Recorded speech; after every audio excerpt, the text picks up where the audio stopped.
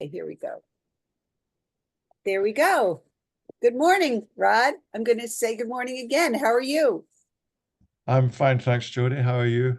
Good. I'm excited. We're here to talk about Killing Time, which is going to be coming out on October 8th. Yes, it is. And you have a copy there of the US version. I've just received copies of the UK edition, and I think they've done a lovely job. It looks great. Is the cover different in the UK than it is in the US? Uh, they're usually slightly different, yes. Mhm. Um, for the US market, they have um, just different requirements. So sometimes things that work for the UK cover don't quite work as well for the United States. So they do a little redesign, but generally they're very similar. Excuse me. Do you have any input on the artwork or, excuse me, do you have any input on the Um, Um, I certainly the copy that you've just showed me. artwork? In fact, I've never seen before. Oh, really? No kidding. Yeah, there you No, go. no, Take a look. that is the American one, and it looks like you've got a special edition that's been sent out for review. Yes. Uh, the UK the UK one, Oh, do you uh, have it? yeah, it looks like this. Oh, that's totally different. Yeah, Wow. Wow. That's really, I mean, I like yours better. But it's yeah, interesting because consistently it seems like since it's a series, when I can pick up the other books, it's going to be very similar in tone and the art is very, very similar. on the well, yeah, I can certainly speak for the UK side of it. Then, yes, the design of the cover and the artwork used on the covers of the books are kept in a to a series style. Yeah, Hmm. So I have a question for you. Killing Time is book 35. What do you attribute yeah, the popularity of Agatha? I mean, 35 novels, that's a lot of books. it is, and really the the only way that you can explain the longevity of a series like the Agatha Raisin series is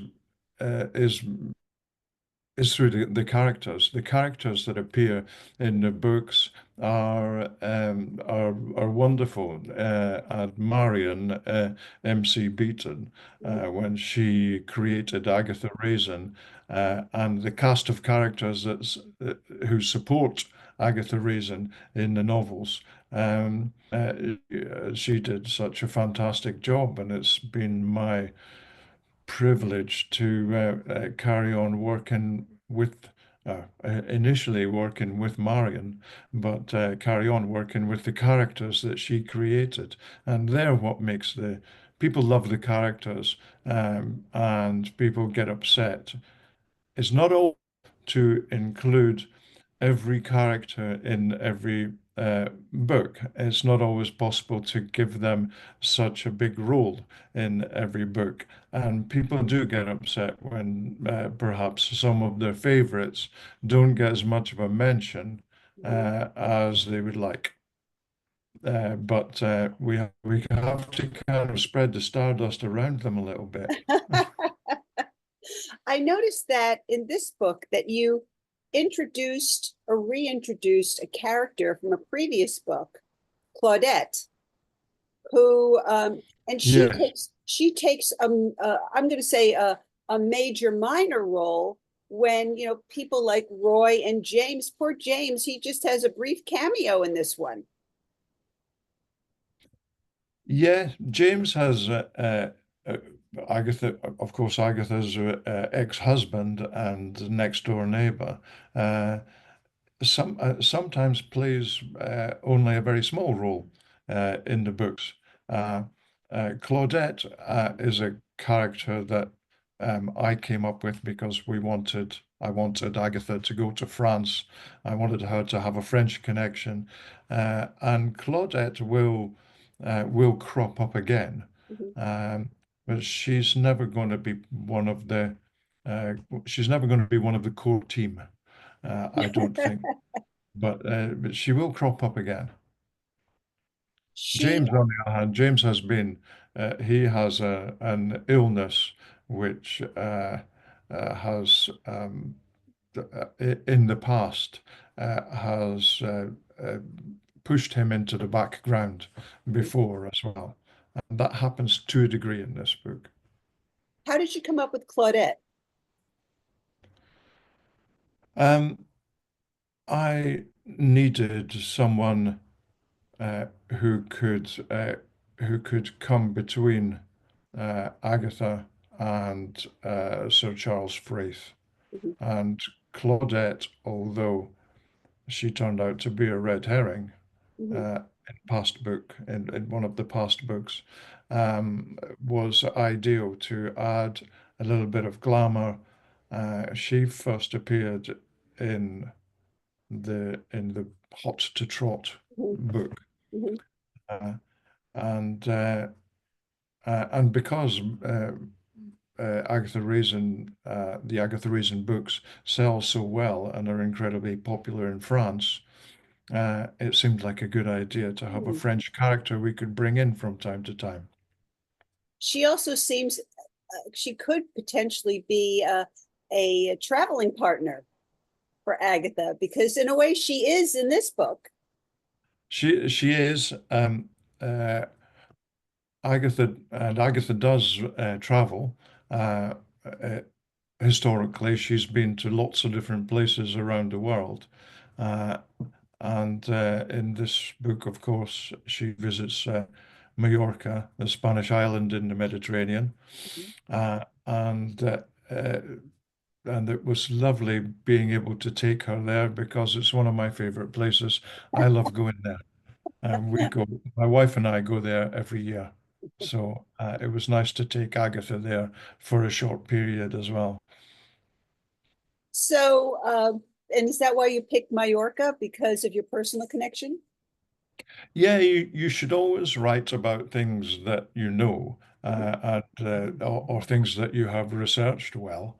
And I've been going back to Mallorca for many, many years. So the places that are described in the book, places that Agatha visits in Palencia, in Mallorca, are places that I know really well.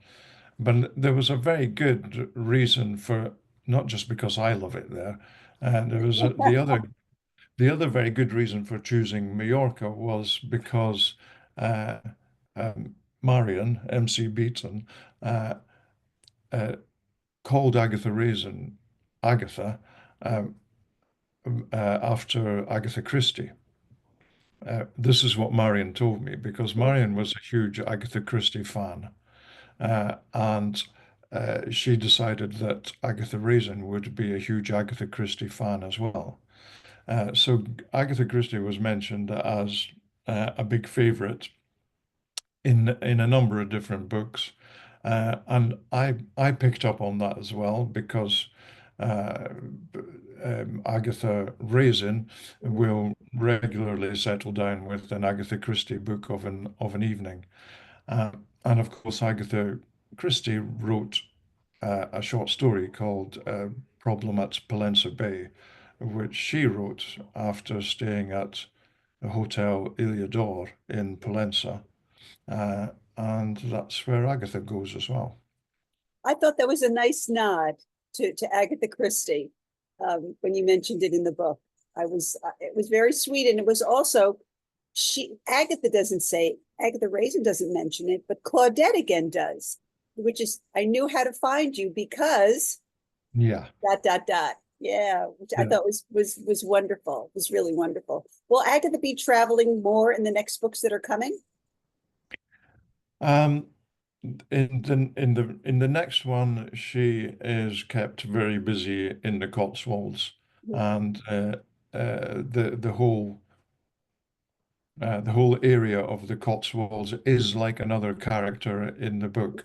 Mhm. There are lots of different places that we can take her to, real places in the, she always visits real places in the Cotswolds, and the scenery and setting there that is integral to almost all of those 35 books. I think I can only think of one where the Cotswolds isn't a kind of major feature, Mhm. but the Marion, MC Beaton, deliberately set the Agatha Raisin series in the Cotswolds because she lived there.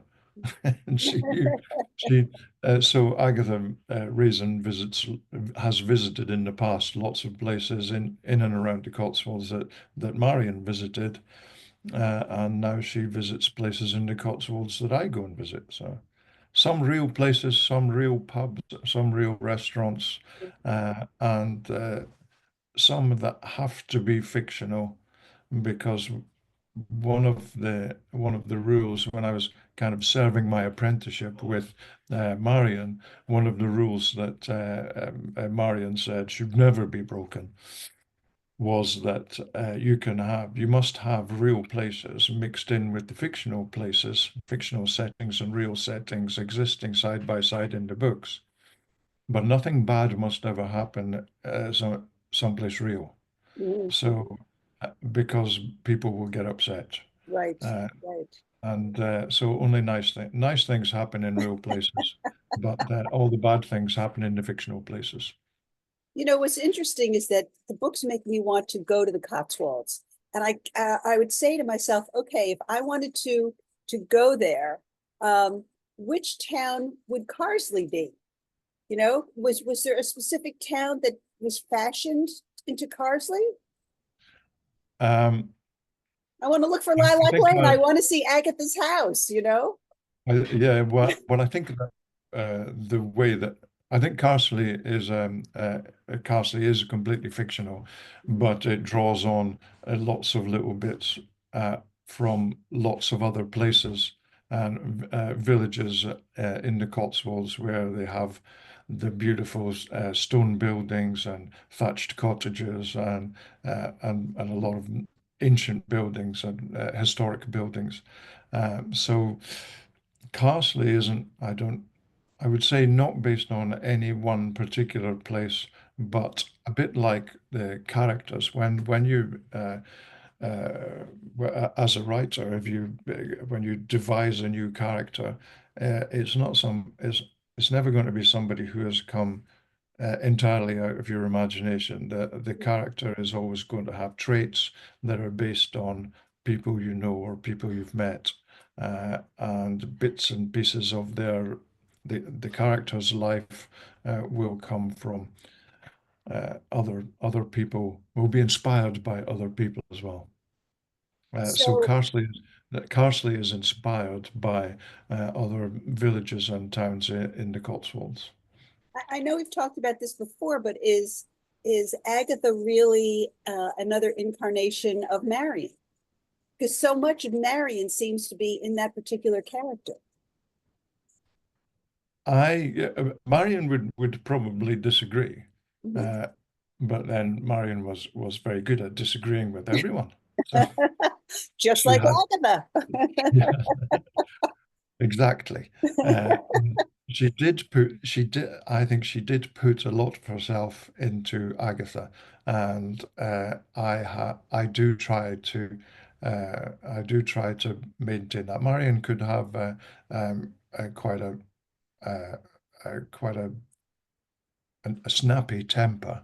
And of course, and of course, Agatha does as well. Mhm. I'm very fortunate. I was never on the receiving end of any of Marion's Yeah. rages, but she was she she wasn't she liked, I think, to be known uh, as being a little bit difficult, but she really wasn't. She was actually, she was she was actually quite lovely, and but I think she had she loved to have Marion do, she loved to have, Marion loved to have Agatha say and do things that she probably would never have dared to Mhm, say or do herself. mhm, mhm. In Killing Time, you show a more vulnerable side of Agatha.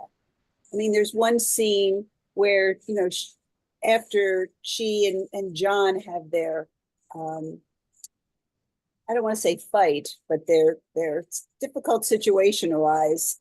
It seems like Misunderstanding. misunderstanding. We see a side of Agatha where she's really heartbroken.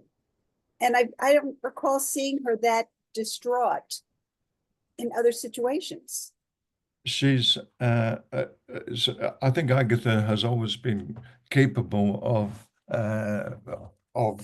of being very emotional.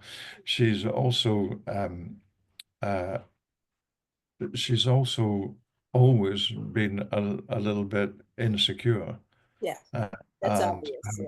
and the insecurity is what brings about that situation with John, uh, um, which I don't know if, No we spoilers, no don't want to spoilers. give away anything, Yeah. but yeah, she drops herself in it there really. But to me, it was the first time on the page where I really saw her hurt to her very essence of her soul. Yeah, well, I'm glad that came across Yeah. as powerfully as I wanted it to. Yes. Um, but she very quickly returns to being Oh, the yeah. old Agatha again. She's too strong and resilient to be to be down in the dumps for too long. She also seems to be quite tech savvy in this book. Again, I think she always has been. Mhm. She's through previous books. Again, I'm sticking. I always try to make sure that I don't let the characters do anything that would be out of character. And Agatha has always tried very hard to keep up to date, uh, so that because her business demands it. Mm. Uh, so she worked in PR. She had her own PR business, and she has to keep in running the PR business. She would have had to keep abreast of everything that was going on in the communications world. So I think it's perfectly in character for her to be able to use modern gadgets like an iPad and uh, mobile phones, and she knows how to use these things, and she always has done. Well, also this one, she uses CCTV, and she knows, Yeah, she knows how to use it. She knows what she's looking for. She knows how to manipulate it. I thought that was very tech savvy. I think that in the books she's definitely has help with that, but she knows what she's looking for. Right. She knows what the technology is capable of. I don't think she's actually, she, she knows what the technology is capable of, and that she should be able to find what she's looking for. But she has help. She has help with that because that's a bit more specialist, but she understands how it works and what it can do, which is the main thing. It's a huge tool that the certainly the police in the UK use use the cameras, which are now all over the country here, uh, pretty much every street. Well, in fact, every street now, because the kind of I don't know if you call them the same thing in the States. We have things called ring doorbells, Yes, where we have those too. Yeah. the doorbell, the doorbell, the house Mhm. has cameras that are that see anybody come, that switch on and see anybody coming near the house. In our streets, there are lots of uh, people who have those doorbells, and I know that recently there was a car theft, and by looking at the recordings from people's doorbell cameras, Mhm. the police were able to see which way the car was taken and the car that was used by the thieves when they showed up to steal it. So it's that those cameras are everywhere, and as a private investigator, Agatha has to understand how that technology can be used to help track down the miscreants. So she's savvy with that. But there are thousands now, if not millions, of cameras in the UK, and they are, um, for the most part, quite unobtrusive. But certainly on all the major roads, I know because I've spoken to police officers. My son's a police officer. Uh, I've spoken to police officers that I know who in and around London, they can dial into basically so many different cameras that if they know someone has just left a crime scene, they will be able to, they're more than likely be able to pick up the vehicle being used on a camera heading out of town somewhere. And it can lead to some very effective and quick results because then the car can be intercepted. Um, uh, Quite remarkable. And one of my friends is an inspector in the Met, and uh, one of the guys that works with him, who I also know, his job is, as a police officer, his job is basically sitting in front of a bank of screens where he can call up different cameras around the town and try and do exactly that, find vehicles that they're looking for, track them, uh, or as my friend, who the inspector knew that there was a vehicle had left a crime scene, and he phoned up Jason, his friend, and just said, "Can you do me a favor? We really need this now." And within 20 minutes, Jason was able to tell him exactly where the car was. So it said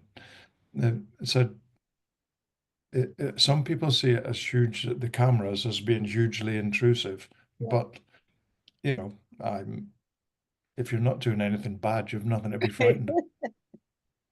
Here in the United States, we don't have it to the extent of the cameras, to the extent that you do over there. In the town which I live, which is about a population of about 35,000 people, maybe we would be lucky if there were a dozen cameras. And Yeah, so, unfortunately, they can't, the police can't rely upon them as much as a tool, an enforcement tool and an observation tool. yeah. Bigger cities like New York, I don't know. I'm sure they have many, many more, but I know there was a big controversy in New York City because they wanted to have a congestion pricing scheme where people, if they enter the city during certain hours, they have to pay a toll to come Yeah. into the city in certain districts of the city. So what they did was they began setting up these cameras in the areas for congestion pricing, which made me believe that there were no cameras there to begin with.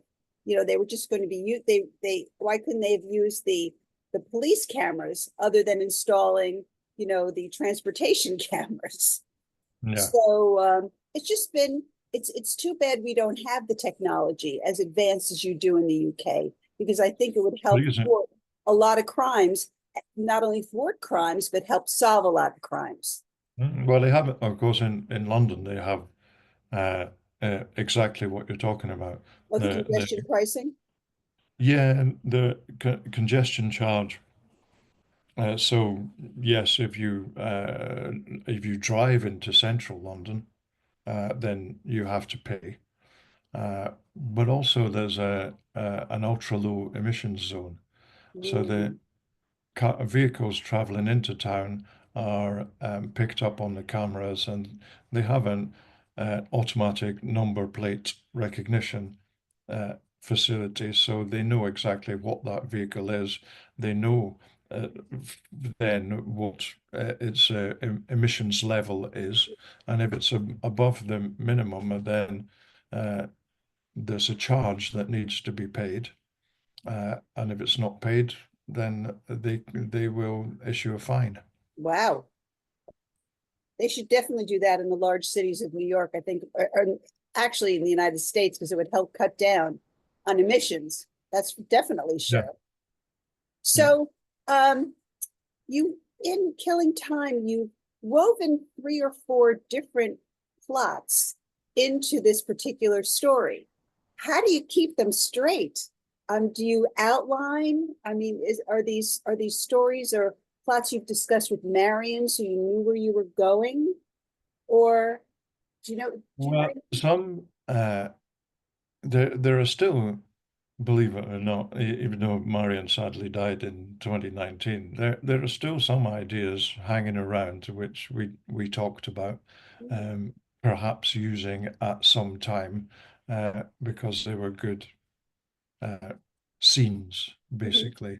They were good scenarios, and but didn't necessarily fit the books that were in that were immediate, mhm, but might work out well in the future. So, you know, I did take lots of notes about all of our sort of discussions.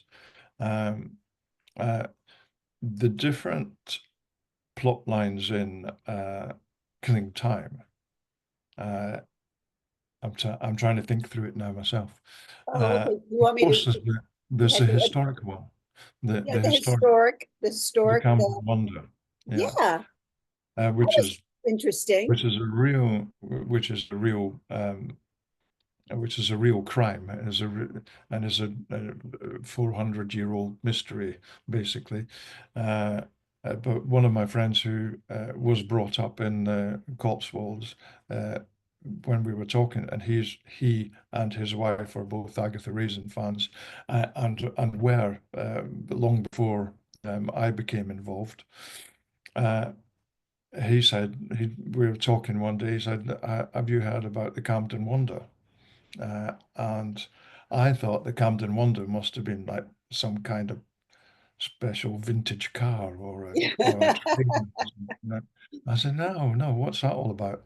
And he couldn't explain it all because he hadn't heard the full story since he was a kid. But he sent me off or he got me interested enough for me to go and research it and get in touch with the local historical society in Camden, and that is a fascinating story in itself. So, of course, Agatha has to have a stab at figuring out what happened. But that was fun, keeping it all straight in my head.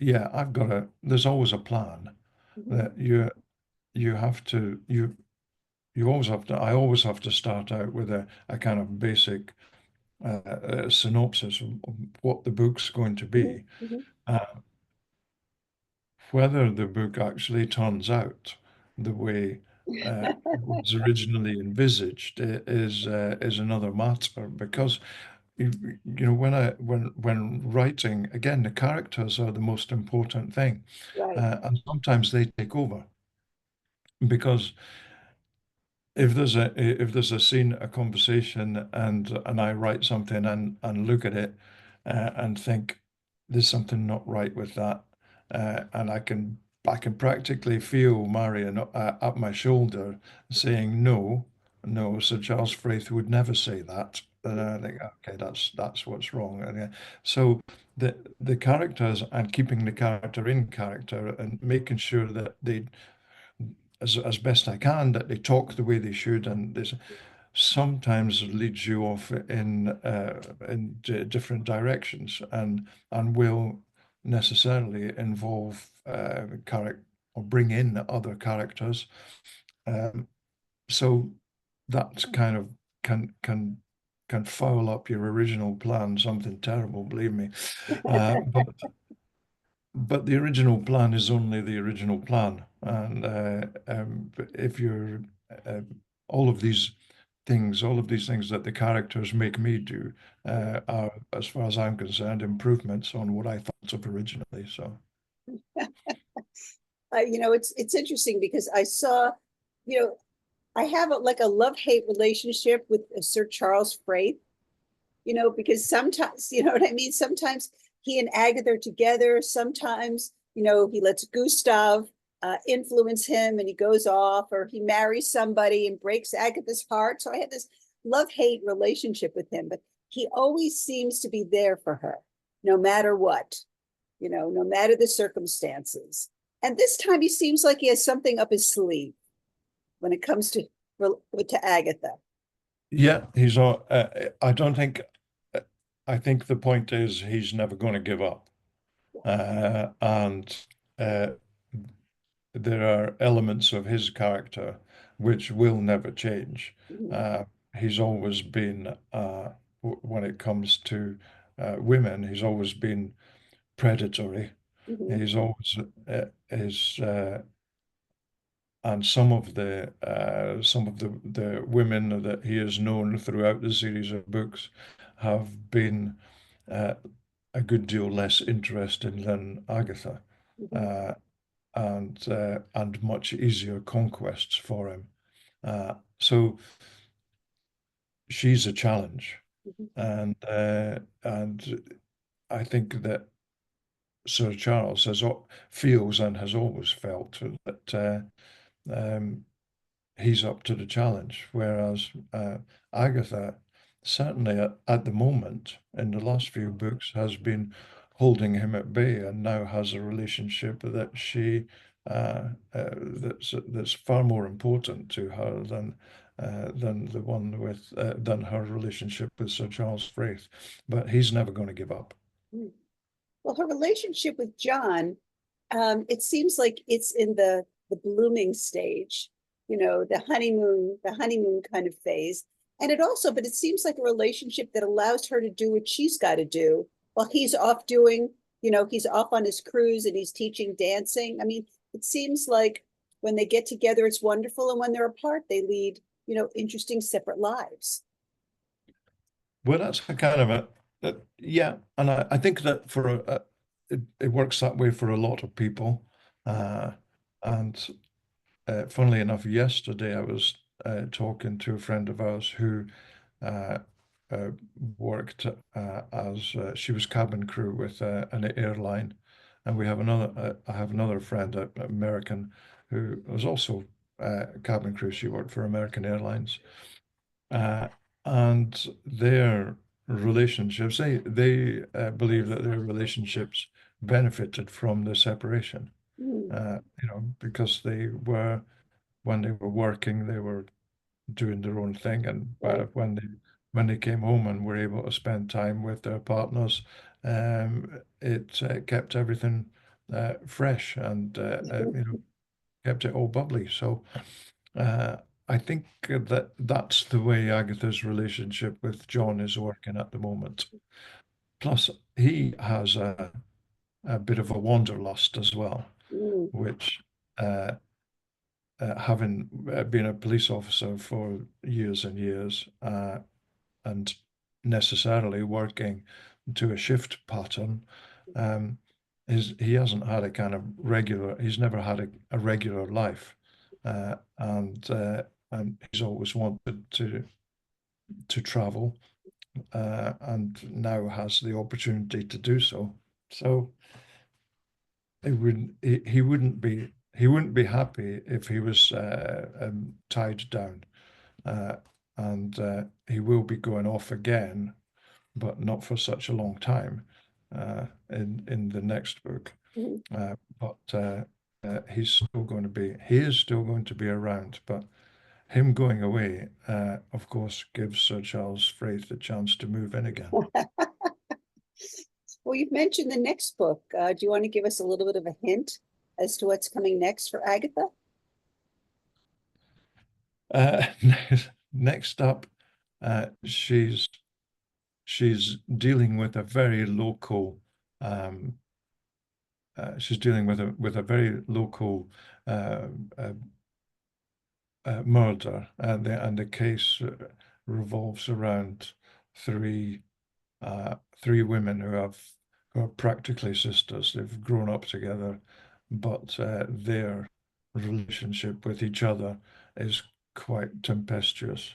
So they're they're a uh, they're a force to be reckoned with, Mhm. um, and uh, Agatha, of course, takes the bait and gets involved when she sees something going on that other people don't necessarily agree is happening. So she's so yeah, there is a of course it's a murder mystery, and it will be far more localized than the last book, but it's we've got some interesting characters for Agatha and her team to delve into in the next book.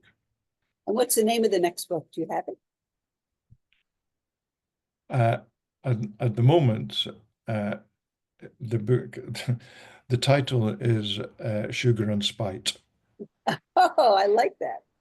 which is, of course, based on an old rhyme, sugar and spice and all things nice. That's what little girls are made of. Uh, and refers to the three women uh, who are not quite as sweet as they're not quite as sweet as little girls. Do you think we're ever going to see Agatha back on TV? Well, that's not for it's not for me to decide, and I don't know where they are with plans to do that. Mm, I know there have been plans to do that. I would love it mm, if they could bring her back. Uh, Ashley Jensen was wonderful as Agatha, but um, while I have while I've seen clips from the TV series, and I love it because I've loved the clips because they're so colourful, yeah. and they have and I love the approach that they take Mhm. to the to solving the murders, and it's all very tongue in cheek, and but I've never actually watched one all the way through because the characters in TV, and of course Ashley Jensen playing Agatha. Ashley Jensen is Scottish. Mhm. Marion loved Ashley Jensen. Marion was being Scottish as well. Yeah, Uh, Ashley is blonde right. and of course very attractive, and Agatha is has brown hair and famously, of course, her brown hair in a bob and n not not quite as glamorous as Ashley, but um, so the characters visually are different, and in a lot of the things that they do, they did for TV they were adapted so Mm. they would Oh, work I'm better sure. on screen. And I get it, I understand why they do that, but I don't want to get mixed up between the characters on TV and the characters that I try and stay true to in the books. So I've never actually seen a whole episode, and I would love to, but I'm too scared Yeah, that I'll confuse myself because I'm quite a right. simple person. But Charles Fraith in television is totally different than Charles Fraith in your Yeah. books. And yeah, there's similarities. It's a fun show, but I just thought I was wondering whether anybody came knocking at your door to say, "Hey, you know, we're resurrecting the television show," because I'm sure there are a lot of people that would love to see it again. Yeah, I'm sure they are. And I don't know where they are, where the TV people are with that at the moment. So I can't really comment. But yeah, it would be great if they made some more episodes of the TV show because it was really popular and it was Yeah, really good fun. And of course, having the Agatha Raisin on TV doesn't harm book sales. right, exactly. So it'd be great if they could bring it back, but we'll remains to be seen. Speaking of which, there was and I'm going to switch gears a little bit to our friend Hamish Macbeth. Oh yes, Years ago, it must have been 30 years ago, there was a television show about yeah, Hamish Macbeth. And in reading the books And watching the show, they were totally different characters. One had nothing to do with the other. And I'm wondering what's going on with Hamish. You have, I'm assuming that there'll be a book coming out pretty soon. Yeah, well, uh, in the same way that Marion loved Ashley Jensen as Agatha Raisin, she hated Robert Carlyle in that Mm, TV series as Hamish Macbeth, because Hamish Macbeth is supposed to be about 6'2", 6'3", with a shock of red red hair. hair, right, Yeah, tall, and that's really not Robert Carlyle right. by any stretch of the imagination. So Marion wasn't too happy with that TV series, that original Hamish Mm, Macbeth TV series. In fact, I think after she saw the first one, all of the Hamish Macbeth novels are uh, um, the titles are all death of something. So death of a traitor, or death of a spy, or death of a wicked woman, or so. They're all mm. It's all death of a. And after she saw the first of the television episodes, she wrote one called Death of a Scriptwriter. She hated that TV Yeah. series so much. There was talk at one time of reviving Hamish Macbeth.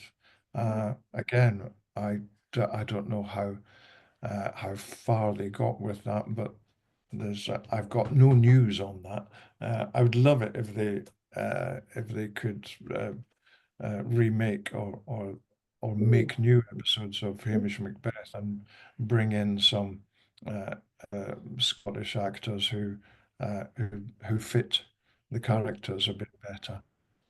But we just have to wait and see on that. They were talking about it, mm. but then lots of things. They talk about lots of things coming on TV, and Right.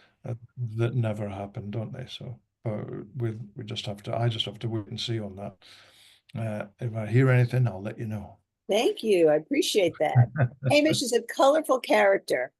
And would you have a book coming out in the winter? Because I think the last one was February, right? When Yeah, the yeah. last So one the came out? next one, Was it so Death of a Spy? Death of a Spy was the last one. Mhm. Then the one that's coming out in spring is we had Death of a Traitor and Death of a Spy. Right. Hang on, let me think about who it is that gets killed, and that will remind me of the Okay. title.